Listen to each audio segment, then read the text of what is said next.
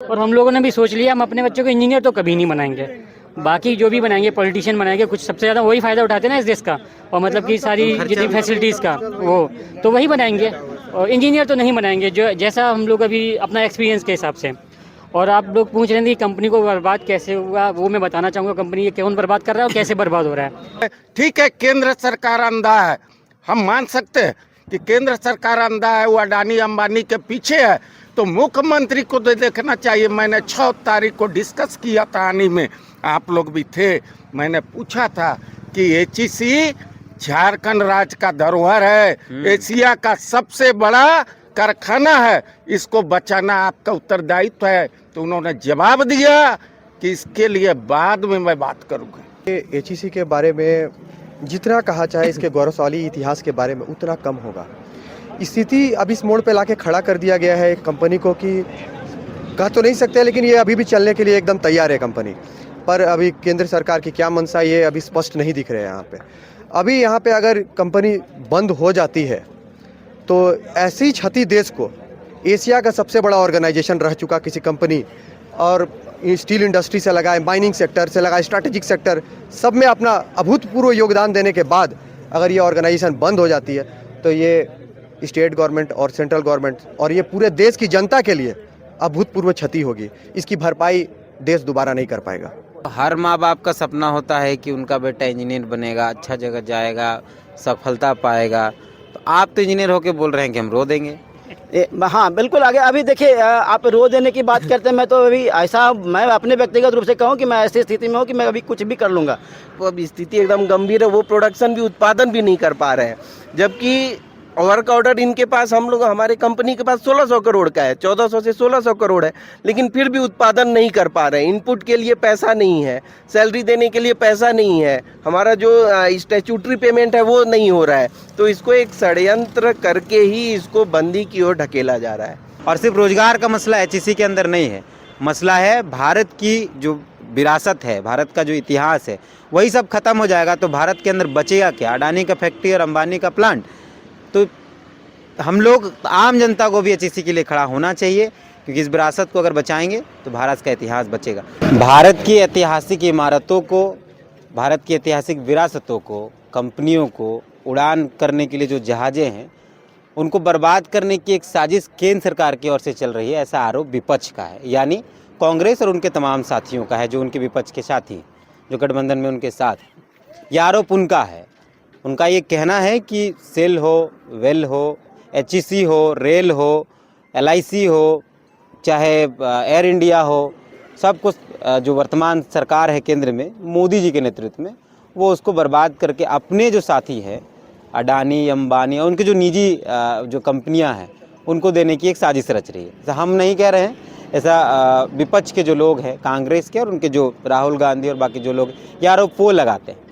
लेकिन अब ये आरोप उन कंपनियों में काम करने वाले लोग भी लगा रहे हैं। ये एचईसी है और एचईसी को पूरा भारत, पूरा विश्व जानता है कि एचईसी की कितनी उपलब्धियां हैं, चाहे वो चंद्रयान 2 का लॉन्चिंग पैड बनाना हो, चाहे विक्रांता का जो पार्ट्स लगते हैं वो बनाना हो, चाहे और भी कई चीज़ें हैं।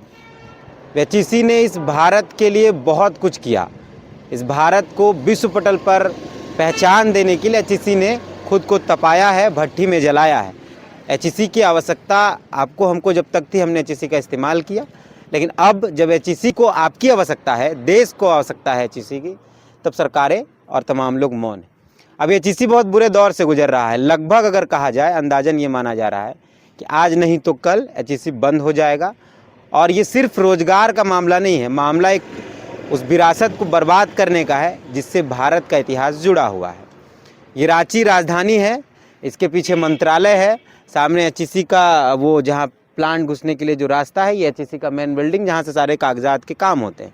पिछले कई दिनों से एचईसी के जो पदाधिकारी हैं, जो कर्मचारी हैं, वो यहाँ धरने पर बैठे हैं, धरना दे रहे हैं। इनकी जो मांगे हैं वो एक लाइन में जो बैनर में है वो हम लोग पढ़ के सुना देते हैं। मातृ उद्योग एचईसी करे यही पुकार, मुझे बचाओ भारत सरकार। एचईसी को बचाना है, भारत को आत्मनिर्भर बनाना है।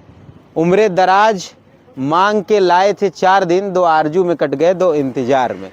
तो ये CMD HEC, save HEC, save nation, save life. Actual में सही में अगर HEC को बचाया जा सकता है और अगर वो HEC बचता है तो भारत की विरासत, भारत का इतिहास और भारत का वो स्वर्णिम युग भी बच जाएगा। सब भाषण में ठीक लगता है, मोदी जी को समझ में आए तो बेहतर है या केंद्र सरकार को समझ में आए तो बेहतर है, लेकिन जो लोग यहाँ धरने पर हैं हम उनसे बात करते हैं। क्या नाम है आपका और किन मांगों को लेकर आप धरने पर हैं? सर मेरा नाम हो गया सुभाष चंद्रा।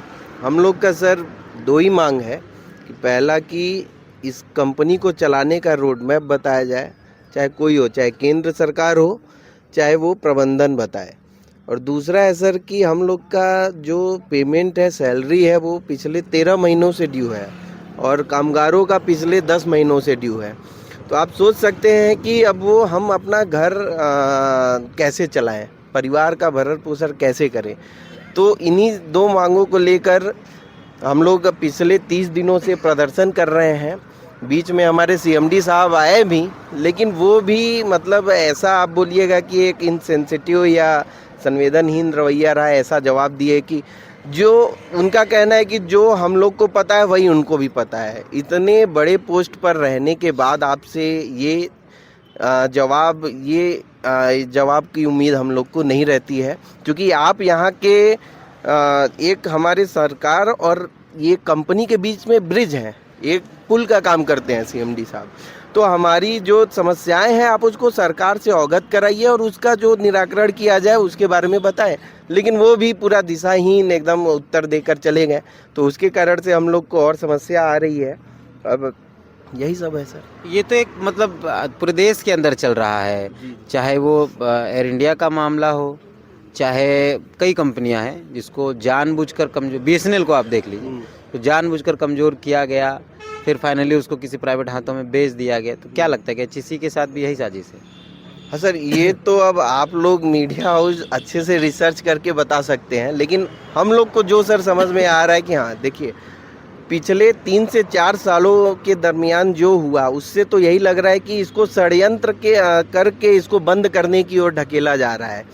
जैसे ये CMD साहब आए, प्रतिनियुक्ति पे आए, तो उस समय हम लोग का सैलरी 2 महीने 1 महीने ऐसे डिले रहता था। आज हम लोग 13 महीने डिले पे चल रहे हैं और पहले जो कार्य होते थे अब वो कार्य भी नहीं हो रहे हैं। पहले जहां हम लोग हर महीने हर यार साल का बोलिए 200 करोड़ का 250 करोड़ का अगर हम लोग का टर्नओवर है, तो आप अब स्थिति एकदम गंभीर है। वो प्रोडक्शन भी, उत्पादन भी नहीं कर पा रहे हैं, जबकि वर्क ऑर्डर इनके पास, हम लोग हमारे कंपनी के पास 1600 करोड़ का है, 1400 से 1600 करोड़ है, लेकिन फिर भी उत्पादन नहीं कर पा रहे हैं। इनपुट के लिए पैसा नहीं है, सैलरी देने के लिए पैसा नहीं है, हमारा जो स्टैट्यूटरी पेमेंट है वो नहीं हो रहा है। तो इसको एक षड्यंत्र करके ही इसको बंदी की ओर ढकेला जा रहा है। क्या क्या योगदान रहा है HEC का इस देश के अंदर? देखिए, HEC का देश के विकास में बहुत बड़ा योगदान रहा है। आप जितना भी आप भारत में जो भी इंडस्ट्री आप देख रहे हैं, चाहे सेल हो, रेल हो, इसरो हो, या जो भी आप PSU जो देखते हैं, बड़े बड़े जो देश के योगदान में भी काफ़ी है, उनका सारा उपकरण, सारे कंपनी में उपकरण HEC से ज़रूर बन के गया है। तो ये एक मदर प्लांट है, और मदर प्लांट आप समझ सकते हैं कि कंपनी के सेटअप के लिए बना था कि जो भारत में इंफ्रास्ट्रक्चर जो डेवलप होगी, जितनी भी कंपनियां लगेगी, उसके लिए हम लोग पुर्जे बनाते थे और मशीन बनाते थे। लेकिन समय के साथ अभी की जो सरकार की जो नीतियां हैं वो बोलती है कि प्रॉफिट रहेगी तभी कंपनी चलेगी, नहीं प्रॉफिट रहेगी तो नहीं चलेगी। लेकिन ये मदर प्लांट है, तो इसके चलते ये हमेशा प्रॉफिट में नहीं रह सकती। और प्रॉफिट में होने के, इवन ऑर्डर होने के बाद भी, क्योंकि हम लोग जो मेन माइनिंग सेक्टर है इसका इक्विपमेंट हम लोग सालों से लगातार देते जा रहे हैं, जिसका कोई कंपटीटर नहीं है। ड्रैगलाइन हो, चाहे 5 क्यूबिक हो, चाहे 10 क्यूबिक एक्सकेवेटर हो, इवन स्टील सेक्टर में आपका सेल वगैरह में भी जो क्रेन है, क्रशर्स है, ये सब क्रेन वगैरह का है, वो सब हम लोग सप्लाई करते रहे। हमारे हाथ में 1600 करोड़ का, जैसे मेरे साथी बताए, ऑर्डर है। इवन ये ऑर्डर होने के बाद भी हम लोग काज करने में सक्षम, लेकिन हमारे पास मटेरियल इनपुट नहीं है। 4 साल से परमानेंट CMD नहीं है। 4 डायरेक्टर थे, 4 डायरेक्टर में 2 डायरेक्टर है, बहुत दिन से 1 डायरेक्टर और रिटायर कर गए। तो अभी एक तारीख 26 तारीख को रिटायरमेंट है, तो मात्र 1 ही डायरेक्टर बच रह जाएंगे। तो ये आपको लग रहा है कि आप ऊपर की जो मतलब ऊपर के जो मैनेजमेंट है उसको हटा दो, नीचे का बेस अपने आप ख़त्म हो जाएगा। तो ये सुनियोजित तरीके से मारा जा रहा है।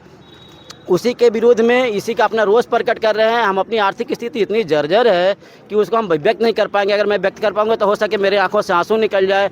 बहुत सारे लोग ना मतलब मानवीय जो सामाजिक कार्यक्रम होते हैं उसमें जाने से लोग डरते हैं कि अपनी अभिव्यक्ति को नहीं कर पाते हैं। इतना अंदर से आदमी भरा है कि आप किसी से 5 मिनट फुर्सत से बात कर लीजिए, वो आंसू से भर जाएंगे आपको। कोई तो आदमी सुसाइड या किसी तरह आत्मदाह करने के लिए हैं आप लोग? जी हाँ, मैं एमटेक IIT हैदराबाद से किया हूँ। मेरे पास 10 साल का एक्सपीरियंस है। तो हर माँ बाप का सपना होता है कि उनका बेटा इंजीनियर बनेगा, अच्छा जगह जाएगा, सफलता पाएगा। तो आप तो इंजीनियर होके बोल रहे हैं कि हम रो देंगे। हाँ बिल्कुल। आगे अभी देखिए, आप रो देने की बात करते हैं, मैं तो अभी मैं अपने व्यक्तिगत रूप से कहूँ कि मैं ऐसी स्थिति में हूँ कि मैं अभी कुछ भी कर लूँगा। तो आप इंजीनियर बन के हम ऐसा करने के मजबूर हैं, तो आप समझ सकते हैं कि देश किस तरफ जा रहा है। एक तरफ भारत सरकार बोलती है कि हम मेक इन इंडिया का प्रमोट कर रहे हैं, तो ये आप इससे बेहतर एग्जाम्पल क्या दे सकते हैं कि हमारा मेक इन इंडिया हमें ही डुबा रहा है। तो किस तरह का मेक इन इंडिया बन रहा है, इसे आप कल्पना कर सकते हैं। और लोग जैसे आप लोग लिखे हैं कि ये मदर कंपनी है, मातृ उद्योग है, HEC ने बहुत कुछ दिया है इस देश को।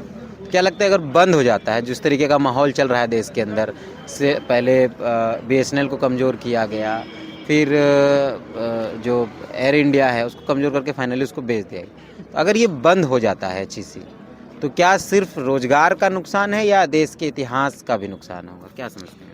देखिए, HEC के बारे में जितना कहा चाहे इसके गौरवशाली इतिहास के बारे में उतना कम होगा।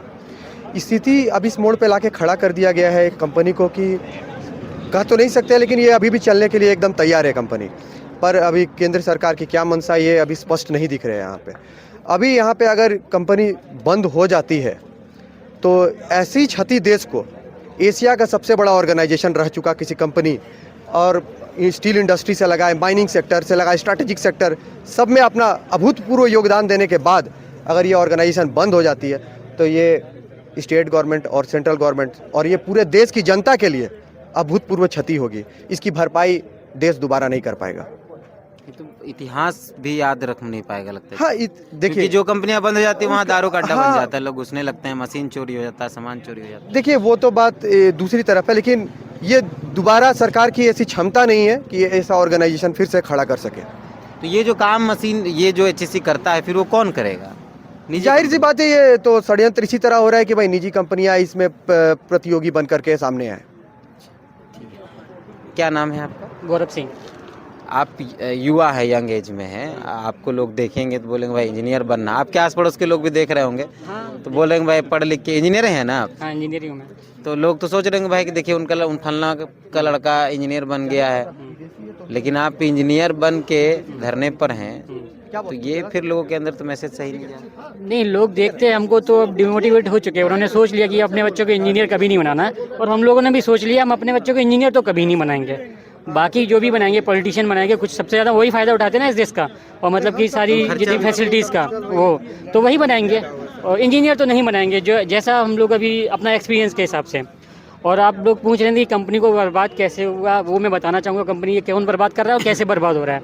एक तो यहाँ का सेंट्रल गवर्नमेंट तो मेन है ही, उसके बाद यहाँ का CMD जो आता नहीं है, डायरेक्टर्स जिनको कोई मतलब नहीं है और उनके पास कुछ है भी नहीं है, विजन है नहीं है, वो विजनलेस हैं। और उसके बाद यहाँ पे बैठे हुए, मतलब कि अच्छी पोस्ट पे बैठे हुए कुछ लोग भी बहुत जिम्मेदार हैं। एक एग्जांपल मैं आपको देना चाहूँगा। यहाँ पे ना 23 कुछ मतलब साल पहले इलेक्ट्रिक कार दिया गया था सबको, 23 कार दिया गया था, उसमें 5 अभी ख़राब हैं। अभी का कंडीशन बताता हूँ, 19 है जो रनिंग कंडीशन में है, और उनका एक कार का कॉस्ट 25,000 पर मंथ लगता है, ठीक है, 27 जैसे भी बताया। और वो जब कार दिया गया था तो सबको बोला गया था कि वो सेल्फ ड्रिवन कार है, जिसको मिलेगा वो खुद राइड करेगा, उसके लिए ड्राइवर प्रोवाइड नहीं किया जाएगा। लेकिन इस ऑफिस में बैठा हुआ कुछ लोग ड्राइवर यूज करता है, एक मतलब 2 शिफ्ट का ड्राइवर मंगाता है, 2 ड्राइवर लेके रखा है, और वो ड्राइवर यहाँ अपॉइंट नहीं है, एज ए ड्राइवर नहीं है। वो लोग कौन है जो ड्राइविंग कर रहे हैं उनकी गाड़ी में? वो यहाँ अंदर प्लांट में काम करने वाला टेक्निकल आदमी है, वो फिटर है, कोई मशीनिस्ट है, कुछ मतलब प्रोडक्शन में यूज करने वाला आदमी है। उन लोग को ये अपनी गाड़ी पे ड्राइविंग के लिए रखा गया हुआ है, तो ये कितना लॉस है जब प्रोडक्ट इससे क्या कौन काम करेगा? कोई नहीं। प्रोडक्शन हैम्पर होता है, जब हैम्पर होता है तो हमारे ऑफिसर्स इंजीनियर्स को बोला जाता है कि भाई क्यों नहीं काम करवा रहे हो, लेकिन ये लोग क्यों नहीं, ये भी देख रहे हो ना काम क्यों नहीं हो पा रहा है। ऐसा सारे लोग किए, जितना को गाड़ियाँ मिली हुई मैक्सिमम लोग ये किए हुए हैं, अच्छा, मतलब जिनको वहाँ काम करना था उनको ड्राइवर बना के यहाँ ड्राइवर रखा बना के यहाँ पे गया, रखा जो हुआ सीनियर है। अधिकारी आप सोचो सर, जो फायर ब्रिगेड का गाड़ी होता है ना, फायर ब्रिगेड का कितना इंपॉर्टेंट होता है। एलपीजी आता है यहाँ पे, मतलब कि उसको मतलब कि अपने टैंक में ट्रांसफर करना होता है, तो फायर ब्रिगेड का गाड़ी वहाँ होना चाहिए। तो क्या होता है ना, फायर ब्रिगेड मंगाते हैं तो उनका ड्राइवर नहीं होता, ड्राइवर का यहाँ के आदमी का कार चला रहा होता है। मतलब ये एक करप्शन भी है और डैमेज भी कर रहा है, मतलब कि यहाँ का लोग डैमेज कर रहे हैं अंदर बैठा हुआ, और उनको अभी भी शर्म नहीं आ रहा है, सैलरी नहीं है तब भी। पैसा दे नहीं पा रहे हैं। हाँ, और ये भी है कि जब हम लोग के पास पैसा नहीं है, अब पैदल आना पड़ रहा है, अभी कोई साइकिल से आ रहा है, कोई पैदल आ रहा है, लेकिन ये लोग, उनको गाड़ी मतलब कि इतना कॉस्ट लगभग 6 लाख रुपए पड़ता है, तो उनको सरेंडर कर देना चाहिए ना। लेकिन ये इतना बेशरम लोग है कि सरेंडर नहीं कर रहे, अभी भी इस हालत में भी कंपनी के मतलब फैसिलिटी यूज करना चाह रहे हैं। उनको भी नहीं मिल रहा होगा। उनको जरूरत ही नहीं है मिलने का सर। हाँ, नहीं, उनको जरूरत ही नहीं है, सही बात है। जरूरत ही नहीं है उनको सर, जरूरत पड़ेगा, तो उनका उनको इतना गाड़ी मिल पेमेंट रहा ही है, उसका यूज कर रहे हैं भाई।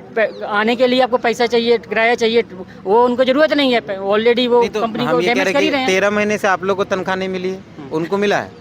उनको नहीं मिला है, उनको भी नहीं मिला है। अच्छा, हम ये कह रहे हैं कि 13 महीने से तो आप लोग को नहीं मिला है, उनको भी नहीं मिला होगा, तो फिर वो आपके साथ क्यों नहीं खड़े? सर देखिए, इसमें जो आप सैलरी का बात बोल रहे हैं इस पे तो नहीं, लेकिन हमारे यहाँ कुछ जैसे पॉलिसीज बनती हैं, तो हर पॉलिसीज में कुछ ना कुछ लूप होल होता है। अब उसी लूप होल का फ़ायदा उठा के बहुत से लोग, वो भी सीनियर लेवल के लोग, ये नहीं कि हम लोगों को तो वो पता भी नहीं है, सीनियर लेवल के लोगों ने नोट सीट बढ़ाकर पेमेंट करवाया हुआ है अपना, लाख 2-2 लाख रुपए। आप ये सोच लीजिए कि किस लेवल का ये यहाँ पे करप्शन चल रहा है, कि वो फायदा, ये एक पब्लिक सेक्टर कंपनी है ना, ये कोई लॉस का यहाँ पे अगर रूल है तो वो सबके लिए सेम होगा, चाहे वो आप सीएमडी हो, चाहे डायरेक्टर हो, चाहे एक वर्कर हो, तो ये रूल सबके लिए होना चाहिए था फिर तो। लेकिन आपने वो बताया नहीं और आप नोट सीट बढ़ा के अपना पेमेंट करवा रहे हैं, तो ये तो सरासर गलत चीज़ है। और दूसरा चीज़ एक सर आपको और अवगत करा देंगे कि आप देखिए सर, ये हम लोग का केंद्र सरकार का कारखाना है, CPSCs है, और ये जस्ट बगल में इसके ये जो स्मार्ट सिटी है वो भी केंद्र सरकार की योजना है। केंद्र सरकार उसको चलाने के लिए, बनाने के लिए पूरा एकदम पैसा, एकदम फंड उनके पास है, लेकिन ये कारखाना चलाने के लिए, जिससे जीवन यापन का स्तर सुधरेगा, जिससे हजारों लोगों को नौकरियां दिया जा सकता है, रोजगार दिया जा सकता है, उसके लिए उनके पास पैसा नहीं है। तो ये तो दोहरा मापदंड सरकार का ऐसे नहीं चलेगा। आपको ये जानकारी होनी चाहिए, या फिर आप इंटरनेट पे सर्च कर लीजिएगा कि HEC ने जब HEC लग रहा था प्लांट, तो इस पूरे इलाके में हज़ारों एकड़ ज़मीन ली गई देश के विकास के नाम पे। आज खुद HEC का विकास नहीं हो पा रहा है, HEC खुद बंद पड़ा हुआ है, मतलब बंद पड़ने की स्थिति में है। HEC कर्मचारी सड़कों पर हैं, जिनकी ज़मीनें गईं विकास का सपना दिखाकर, देश के बेहतर भविष्य का सपना दिखाकर, आखिर उनकी स्थिति क्या होगी वो तो आप लगातार मीडिया के माध्यम से, अखबारों के माध्यम से देखते ही होंगे। एक सवाल इनका बड़ा है कि बगल में स्मार्ट सिटी का पूरा प्रोजेक्ट है, कई करोड़ों रुपए खर्च करके स्मार्ट सिटी बनाया जा रहा है, उससे मिलेगा कुछ नहीं। कुछ बड़े घराने के लोग, मंत्री विधायकों के लोग, मंत्री विधायक या बड़े बिजनेसमैन के लोग वहाँ आएंगे, गरीब आदमी को कुछ नहीं मिलेगा। वो आएंगे, वहाँ रहेंगे, एक अच्छा सा उनको मकान मिलेगा, पैसा खरीद के लेंगे वो लोग। उसके पीछे सरकार करोड़ों खर्च कर रही है, लेकिन जिस HEC से हुनर मिलेगा, रोज़गार मिलेगा, देश का भविष्य बेहतर होगा, वो उनके लिए उसके पास केंद्र सरकार के पास कोई प्रोजेक्ट नहीं है, कोई पैसा नहीं। आप शायद इस HEC के विस्थापित क्षेत्र से हैं? जी, मैं विस्थापित हूँ। मेरा नाम लाल प्रेम प्रकाश नाथ सादे हुआ, और जो ज़मीन अधिग्रहण हुआ वो आपका हमारा 1959-60 में हुआ। 62 से ये कारखाना चला, और कारखाना के एक अधिनियम बना था कि ये ज़मीन जिस उद्देश्य के लिए लिया जाता है, अगर उस उद्देश्य से आप भटकते हैं, अरुण कुमार बासु जिनका अनुच्छेद 1889 है जिसमें आपस करने की प्रक्रिया है, लेकिन आज हम भी HEC में कार्यरत हैं, हमारे सब अभियंता गण हैं, अफसर हैं। आज जो हालत हो गई है कि हमारा बेटी का अगर शादी करना है तो हमको 3 लाख CPF लेना है, तो CPF का पैसा नहीं है। हमारा बच्चा अगर बीमार पड़ गया तो ESI में एडमिट करना है, तो ESI का पैसा जमा नहीं किया। तो इतना लूट खसोट क्यों? स्मार्ट सिटी के बारे में तो स्पष्ट करता हूँ, चाहे विधानसभा बना हो, चाहे उच्च न्यायालय बना हो, अभी विधायक लोग का आवास आलीशान बन रहा हो, चाहे CSF के सामने कृष्णा लोक सेवा आयोग बन रहा हो। आखिर क्यों इतना पैसा आपके पास आ रहा है मुख्यमंत्री महोदय? ठीक है, केंद्र सरकार अंधा है, हम मान सकते हैं कि केंद्र सरकार अंधा है, वो अडानी अंबानी के पीछे है, तो मुख्यमंत्री को तो देखना चाहिए। मैंने 6 तारीख को डिस्कस किया था आनी में, आप लोग भी थे। मैंने पूछा था कि HEC झारखंड राज्य का धरोहर है, एशिया का सबसे बड़ा कारखाना है, इसको बचाना आपका उत्तरदायित्व है। तो उन्होंने जवाब दिया कि इसके लिए बाद में मैं बात करूँगा। तोरो जमीन जा रहा हो यहाँ? हमार जमीन तो 300 से ज्यादा एकड़ गया है, कुटे मोजा। अच्छा, तो सब तो हम उस लोग समय तो सपना दिखाए रहो कि भाई देश का विकास फलना ढेकना, जमीन दे देवा, जमीन तुम देला। अब HEC की स्थिति खराब हो, 13 महीना से तोरो पेमेंट नहीं मिल रहा होगा ना। एखन तो हम इनका 11 महीना हो गया, लेकिन सवाल है कि जे सपना दिखाया था, इस सपना के अनुसार STI डिस्प्लेस को देना था, नर्सिंग वाला में डिस्प्लेस को देना था, कहाँ दिया? सबको तो ये लोग प्राइवेटीकरण करके खाली रोटी सेका। पिछले 30 दिनों से लगभग आप लोग आंदोलन में हैं। ये कल जो आप लोग कर रहे थे कि CMD की खिचड़ी और कल जो बनाए, तो ये एक आंदोलन का नया तरीका देख रहे, क्योंकि आप लोगों ने पुतला दहन किया, रोड मार्च किया, कैंडल मार्च किया, मसाल जुलूस किया, धरना पकौड़े भी तले, चाय भी बनाए, ये प्रार्थना झंडे भी बांधे, हम लोगों ने मूंगफली भी बेचा। तो ये सब देखिए, ये जो कल का कार्यक्रम था बीरबल का खिचड़ी का, इसका उद्देश्य देखिए होता है कि हमने पिछले 3 सालों में हर बार उनको स्थिति से अवगत कराते रहे, चाहे वो रिटर्न और लिखित में अवगत कराना हो या ऐसे एक मिल कर कि सर ये समस्याएं हैं, हमारे बच्चों का फ़ी पेमेंट नहीं हो पा रहा है, स्कूल से बार बार वो किया जा रहा है, हम लोग को खाने पीने के लिए पैसा नहीं है, लोन डिफ़ॉल्ट हो रहा है। लेकिन हर बार उनका एक ही जवाब रहता है कि यार हम लोग काम कर रहे हैं, कुछ प्रपोजल हम लोग भेजे हुए हैं, मंत्रालय से सहमति की ज़रूरत है, लेकिन आज तक ना ही वो प्रपोजल आप धरातल पर उतार पाए और ना ही कुछ काम कर पाए, बल्कि कंपनी को और गर्त में पहुंचा दिए। तो ये इसका उद्देश्य यही था कि हमारा जो प्रबंधन का काम करने का तरीका है वो बीरबल का खिचड़ी बनकर ही रह गया, जो ना पकेगा, ना कभी होगा, ना धरातल पर आएगा। एक अंतिम सवाल है, इसके बाद खत्म करेंगे। HEC की हम उपलब्धियां एक बार गिना दीजिए, क्या क्या है? जी सर, देखिए सबसे पहले तो इसने न्यूक्लियर ग्रेड स्टील बनाते हैं, जो इसको 6 देशों के, हमारे भारत देश को 6 देशों के क्लब में शामिल किया। ये 2000 की बात कर रहे हैं, उससे पहले तक देश में ये नहीं बनता था, इंपोर्ट होता था, और आज भी हम ही बना रहे हैं। एक आध कॉम्पिटिटर और हैं जो अभी आए हुए हैं यहाँ पे, पिछले 2-3 सालों में वो उभरे हुए हैं। और सर हम लोग डिफेंस के लिए, रक्षा क्षेत्र में हो जाए, चाहे तोप वगैरह के लिए, माउंटेन बैरल गन, ये सब किए। हम लोगों ने स्पेस सेक्टर के लिए लॉन्चिंग पैड बनाया, एक टावर क्रेन होता है जिससे कि रॉकेट जो है वो लॉन्च करने से पहले वो सब का कार्य होता है।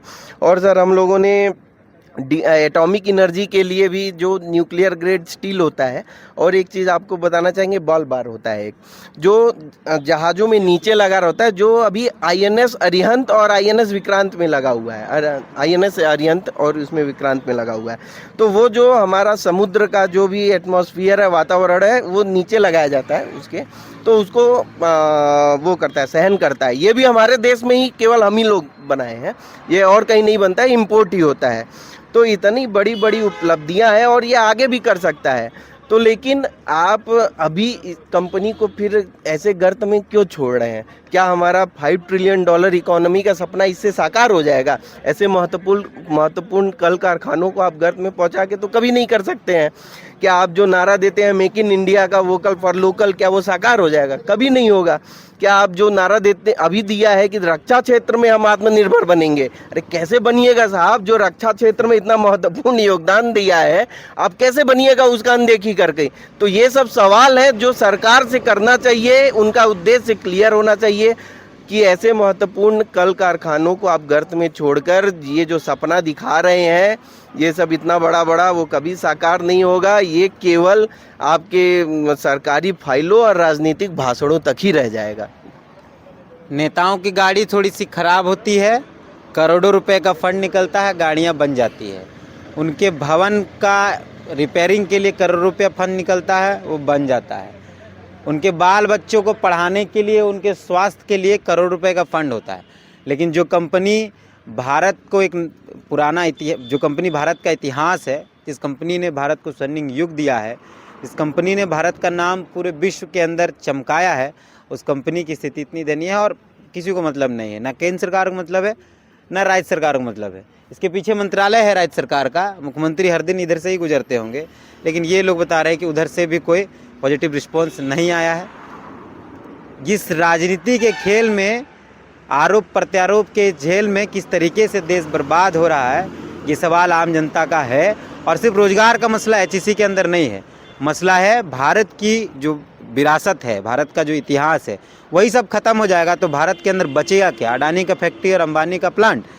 तो हम लोग, आम जनता को भी एचईसी के लिए खड़ा होना चाहिए, क्योंकि इस विरासत को अगर बचाएंगे तो भारत का इतिहास बचेगा। हम हैं मौजूद और ऐसे कई मुद्दों के साथ जुड़े रहें। जोहार।